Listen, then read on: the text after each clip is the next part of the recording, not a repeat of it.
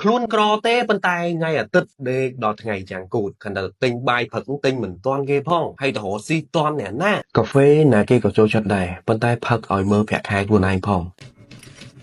ហេ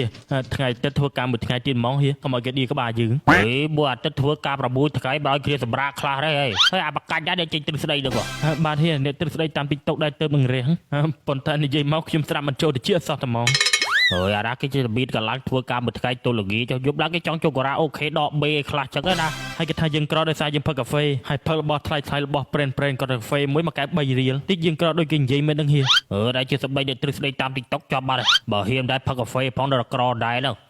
ហើយគេថាយើងអត់លុយទេតែថ្លាំធំពីមេឃហ៊ានបង15ហ៊ានបង16 Pro Max ប្រើនឹងគេដែរអូយកុំឆោតពេកមើលបើទ្រឹស្ដីបំបាក់ហៀវិញគាត់និយាយថាបើយើងមិនចម្ពាក់គេយើងមិនខំតចម្ពាក់គេបានយើងវាខំខ្ញុំបើ TikTok ម្ដងចូលទៅវីដេអូលោកគ្រូទ្រឹស្ដីបដៅវាធុញធុញ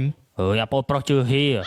គាត់ទៅបាទទ្រឹស្ដីក្នុង TikTok ទេដល់ពេលអនុវត្តខ្លួនឯងក៏ងឹតឆឹកមើលលេខឃើញបងខ្ញុំធុញមែនតាហេមួយថ្ងៃឃើញចេញរិះគន់គេនិយាយចេះនិយាយចោះឲ្យយើងខំធ្វើការកុំឲ្យដេកកុំឲ្យពួនដើម្បីឲ្យយើងសល់នេះសល់នោះចុងក្រោយមានសល់អីសល់តែជំងឺហើយលើចាំសម្ដីហេតុទុកសម្ដីគ្រូជោគជ័យនិងសម្ដីមូគូវាខុសគ្នាសម្ដីគ្រូជោគជ័យដេកតិចធ្វើការច្រើនទើបសល់លុយសល់ជំងឺហើយសម្ដីហេមូគូវិញគឺ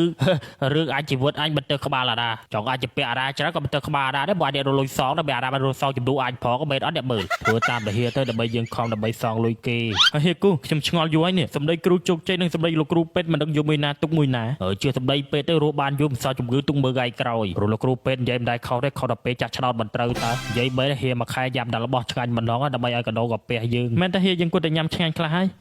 ហើយត្រូវហើយខ្លួនទីពើខ្លួនយើងតែធ្វើការដើម្បីរលុយខ្លួនឯងមិនបានតែសុំលុយតាគេមករៀលណាបងបន្ទប់ជួបបងផ្ទះសម្រាប់ច្រឡំបងទឹកបងភ្លឹកបងស្លៃសបាកម្មផ្សាយម៉ូតូហើយខ្ញុំចង់ជប់ធ្វើការរោងចក្រតែម្ដងធ្វើអីក៏ខុសមិនត្រូវចិត្តលោកគ្រូទ្រឹស្ដីមួយចំនួនតូចនឹងសោះតែហ្មងនិយាយមែនចង់ឈប់ធ្វើការមែនតាតែយកប្រពន្ធអ្នកមានចំការធូរ៉េន